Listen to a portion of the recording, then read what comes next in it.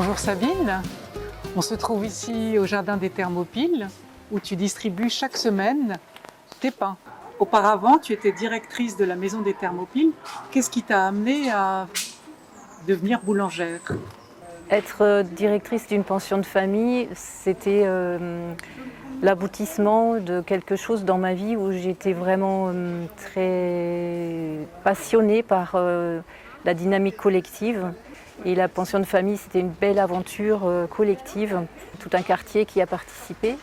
J'ai eu besoin à un moment donné de me reposer, de ralentir mon rythme, après avoir rencontré toute la richesse des personnes qui habitent à la pension de famille.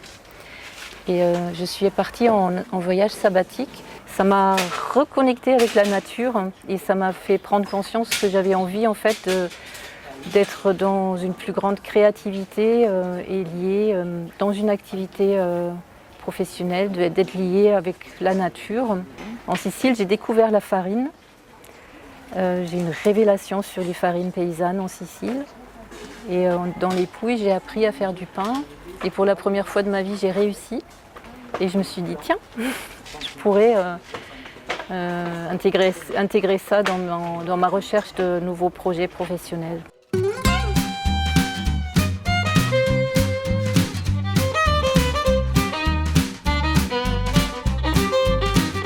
Qu'est-ce que tu as appris d'essentiel dans cette formation de boulangère? Alors, la formation de boulangère était dans mon cas le CAP de boulangerie. Que j'ai choisi de faire par respect du métier artisanal que représente la boulangerie. Je sais faire cuire des tonnes de pain en un temps limité et des viennoiseries. Et maintenant que j'ai donc réussi cette certification, je reviens à ma façon de faire le pain qui s'inscrit plutôt dans le monde des paysans boulangers.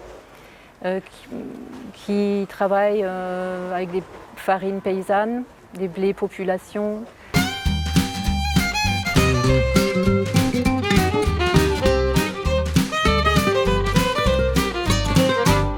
Le levain est un monde peut-être un tout petit peu plus doux que certaines façons de faire la boulangerie, peut-être que j'ai pu la rencontrer dans mes stages, où j'étais dans des boulangeries où il y avait une production à la cadence rapide pour faire du chiffre d'affaires.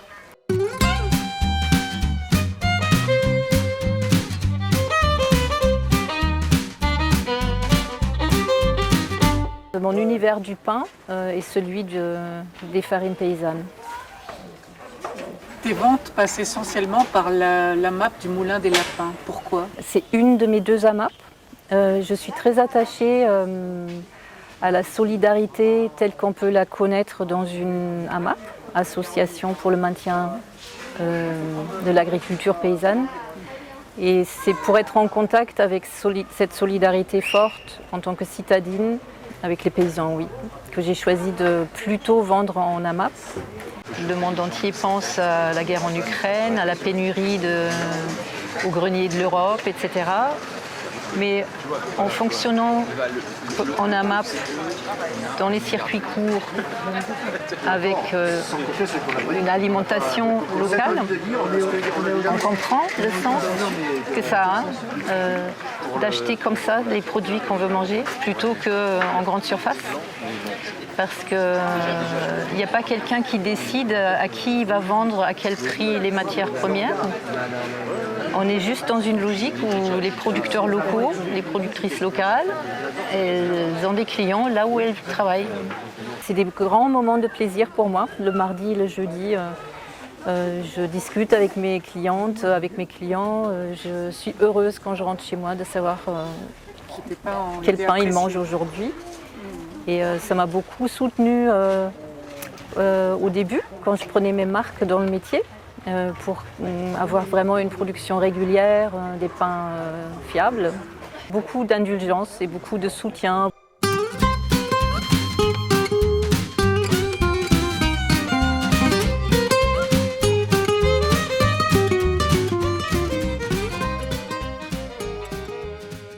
Je trouve important de reconnaître le vivant dans le monde de l'alimentation, où il y a beaucoup de produits industriels. On a un petit peu perdu le rapport au vivant. On mange des choses qui sont mortes, en fait, parfois. Mes clients et mes clientes sont très indulgents, je disais. Quand il arrive qu'un pain n'est pas tout à fait parfait, ils disent ah ben, c'est vivant. Ils sont contents que le levain est vivant et que les farines ne sont pas toujours les mêmes au niveau de leur comportement au fournil. Et c'est intéressant de faire chaque fois le lien avec la terre où ça a poussé, les conditions de récolte. Tout ça, c'est dans le pain qu'on mange. Il y a l'histoire du meunier, du paysan boulanger, il y a l'histoire du climat.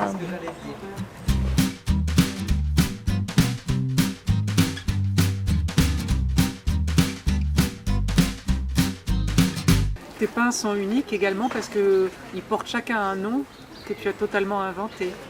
C'est vrai. J'ai, au fil de mes cheminements, donné des noms à mes pains. C'est un peu pour personnaliser, mais aussi pour dialoguer avec mes clients et clientes, pour raconter un peu dans quoi je suis. Et par exemple, ce pain-là, il s'appelle Révolution permanente. Je suis très attachée à l'idée de la transformation permanente dans le sens de s'améliorer, donc collectivement, quoi, pour aller vers un monde plus juste et plus agréable à vivre. J'ai un pain qui s'appelle Amitié. C'est mon pain à la farine de blé bise. J'avais envie d'avoir de la... Le bise et l'amitié, c'est voilà, ça. c'est ça. Après le confinement, j'ai créé le pain au petit épeautre et j'ai trouvé le nom Sororité. C'est un pain que j'appelle Sororité parce que pendant le confinement, j'ai rencontré une voisine que je ne connaissais pas auparavant et on a eu plein de discussions sur le féminisme et la sororité.